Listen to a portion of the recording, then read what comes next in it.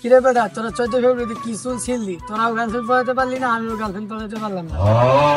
বেটা, এই উত্তর পাড়ার ল্যাংরা মুশারফরে দেখি সকালবেলা একটা, রাইতে বেলা একটা। আঙ্গ এই জীবনে বেটা দরকার কি? এই জীবনের উপরে ঠাডা পড়ুক বেটা। ওর কথা নাই, বাদ দে। ছোট ভাই বাবু তো বিয়া করে লাইছি।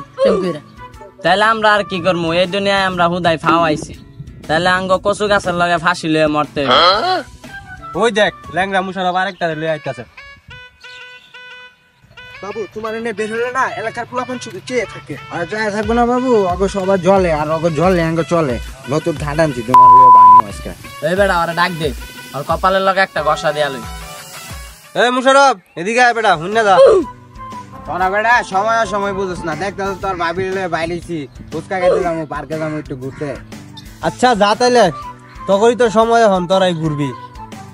বেটা কি দিন কালাইলো, কানা ল্যাংরা গাঞ্জটির গার্লফ্রেন্ড আছে, আর আমরা কি করলাম? আর ভাল লাগতেছে না সিঙ্গেল জীবনটা, থাক তোরা, আমি বাসায় গেলাম। এটাই তো বেটা এখন ভালো ফুলাকে মনে কর দিন শেষ, আর গাঞ্জা খুল ল্যাংরা লুলাকে বাংলাদেশ। তাহলে বেটা আমরা বই থাকি কোন আর চল তাহলে আমরাও যাই। আসসালামু আলাইকুম ভাই। ওয়ালাইকুম আসসালাম। কি অবস্থা? আলহামদুলিল্লাহ ভাই, বিয়া তো কইরা ফেলাইছি, দোয়া করেন। দোয়া করি ইনশাল্লাহ সবসময় সুখে থাকো। আর কোথায় গেছিলা, কইতেইলা? ভাই ওরে নয় একটু পার্কে গেছিলাম। ঠিক আছে তাহলে যাও এখন।